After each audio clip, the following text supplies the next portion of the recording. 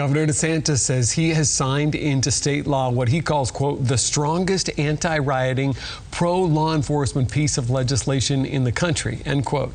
The governor signed that bill in Winter Haven, that's Central Florida, this morning.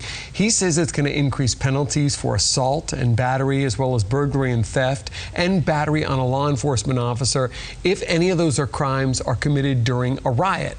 The bill also prevents defunding of police agencies in Florida and calls for penalties for damaging or defacing memorials or historic property in Florida.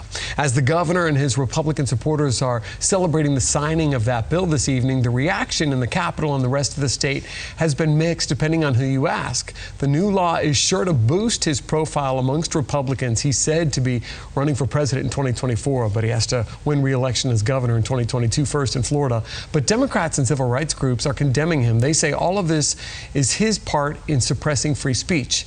WFTX Capitol reporter FORREST Saunders has the story from Tallahassee. I'm FORREST Saunders at the Capitol as the governor and supporters celebrate the signing of HB1, the anti-riot bill, into law. Reaction back here in Tallahassee is mixed. HB1 terrifies me. A coalition of state Democrats fearful and fuming in Tallahassee Monday as DeSantis made HB1 official. We promise and we deliver. Members calling it a dark moment, worried the new law's enhanced penalties for violent protest are too broad. That peaceful demonstrators will be swept up and minority voices suppressed. I'm happy to stand with my colleagues today and to let Governor DeSantis know that you have just declared war on the First Amendment. While Democrats vow to keep fighting, civil rights groups are waiting and watching, ready to take the policy to court. All of the options remain on the table. The ACLU of Florida says a challenge could come sooner rather than later as the nation tensely readies for reaction to the Derek Chauvin trial, the former Minneapolis police officer facing murder charges for the death of George Floyd. Everyone in this country has rights. Those don't go away just because the governor signs an unconstitutional bill. But as opponents rail, political analysts say DeSantis will likely be chalking up a victory regardless of immediate fallout. This is red meat for his base, and I think he succeeded big time.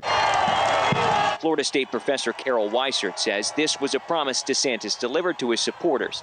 He'll now be able to reap benefits as the 2022 election looms, potentially grabbing national attention too. I think you're going to see other states sort of picking up the ideas as well. So yeah, this is a real victory for him.